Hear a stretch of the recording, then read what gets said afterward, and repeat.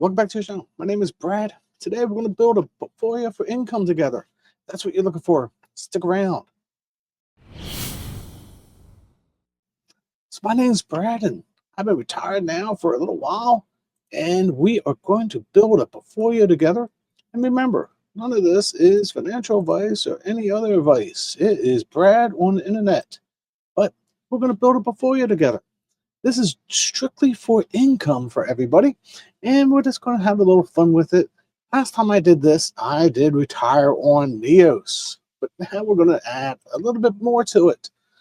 I broke it up into equities, covered calls, and alternatives. So let's break this down. What am I talking about? I broke 10% into T-SPY, GPIX, SPY-I, QQQI, GPIQ, TDAC, BIDI, IYRI, which is on REITs, PBDC, which is on business development companies, and I use the gold funds. You can take your pick which gold fund you want to use. I actually own both. I really don't care which one wins. I'm going to be a winner both ways, because one will win a little bit more in certain conditions and one will win a little bit more in other conditions. So there you have it. They both pay about 12%. If I take that magical math, take my $1 million and split it up between them, hey, I make $130,000 a year. Now you're going to ask, distribution rate, Brad, where did you get those distribution rates? This came from Seeking Alpha for most of them for forward yields. Actually pretty safe distribution rates, because we know SPY-I pays right up that 12%, and we also know that T-SPY pays closer to 14%. But I'm just going to use forward yields just to make ourselves a little more comfortable. And I use the same yields throughout the video, so you don't have to worry about if they change in the numbers, just giving you some thought process behind this. I stayed with the same 60% equities and 40% alternatives. This time, I said, hey, we're going to use just the NASDAQ funds, because I've heard that before. Hey, I'm only going to invest in the NASDAQ. And we wanted to see how that actually affected your income for the year. And it did give a little bit of boost to your income. About $5,950. Exactly $5,950 in income that year. Now, somebody's going to ask about taxes. For the most part, besides PBDC, we're fairly tax efficient. No guarantees, but most of these are 85% higher in return of capital. But PBDC is not tax efficient. Just to make sure you understand that they are clearly not tax efficient. Now, I broke it up and said, what happens if I only put 50% in equities and 50% in alternatives? How does that change my portfolio? It's got to make it better. I got to be able to make more money than $130,000. Well, lo and behold, I broke it up just that way. 8.3% in SPY-I, and you can see the percentages, and I put more into BIDI, into REITs, into PBDC, and more into gold, just to see how the actual results turned out. Well, guess what? It didn't really make too much of a difference. It ended up being $131,000. Remember, breaking up the first way, I came up with $130,000. Now you have a little more in alternatives such as gold and REITs and Bitcoin and business development companies. And I only chose the one business development company because that one really appears to be the better of the business development companies as an ETF. Remember, it's an ETF of other funds. And somebody's going to go ahead and type down below, but the expense ratio is too high. How can it pay that with an expense ratio?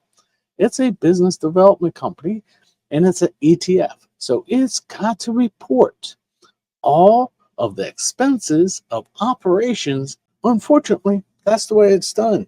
If every company had to report that, you could just see how high those rates would be, because operations is a major portion of a lot of companies. But we're just going to go ahead and move on from that. If you've been following me long enough, you know to go look at the business development companies, and the management fee is only like 0.8. So reasonable for what it is.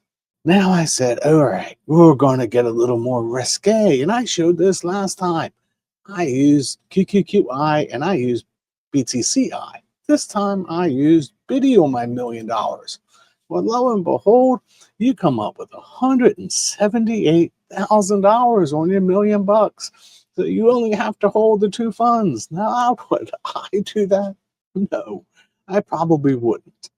I have multiple funds with different fishing poles. And I've kind of broke that out that, hey, maybe you want longer calls, maybe you want shorter calls, maybe you want calls at the money, but on a small portion of your portfolio. Maybe you do call spreads. That is totally up to you.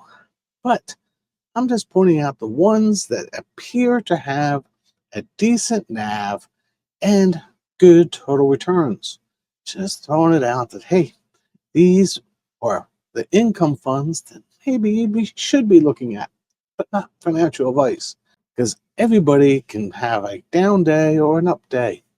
Now, we're going to go ahead and do a little bit more, because I think we can do better. I said, I am totally into AI. I like AI. I think AI should be a little bit part of your portfolio. So I put GPTY and Biddy in my portfolio and said, let's see how this plays out. Something's got to be paying more. And I go and behold, do the math, and I come up with $294,000. Well, that's pretty good on a $1 million investment. Now, personally, if you've been following me for any period of time, you know I take 8% on cost. So even though that $1 million is paying $294,000, you can really realistically live on 8% of that, $80,000. So, hey, you want $130,000, you're going to have a little bit more than $1 million invested, at least in my book. Just keep that in mind. I'm not a financial advisor, but I'm telling you, you really need to look at what yours is and your expenses and how you're going to live on it. Taking more than 8%, you may run into trouble. It's a whole lot better than the 4% rule. We'll just throw that out. 10%, maybe, but you have run into more risk. And I've been seeing some portfolios and saying, hey, I can live on $4,000 with $70,000 invested because I get 70% distributions. If you think you can take all those distributions and live on them, I'm going to just cringe a little bit, because we know that the market normally goes up 8%. We know that the market in the last 20 years has given up 12%. You have to outrun inflation, so you have to have something reinvested. So hopefully this gave you some thoughts of funds that you should look at. And I broke it up to more than just NEOS this time, just for entertainment reasons. But all those funds appear to be doing fairly well and have a little bit of a track record, even though some of them are only a year old. But I've been tracking their calls for a little bit, and I can tell you that they appear to be decent funds. So anyway, if you have any more questions about how these funds work, go ahead and like and subscribe to the channel, because I will cover more of these funds in detail in other episodes. So until next time, God bless.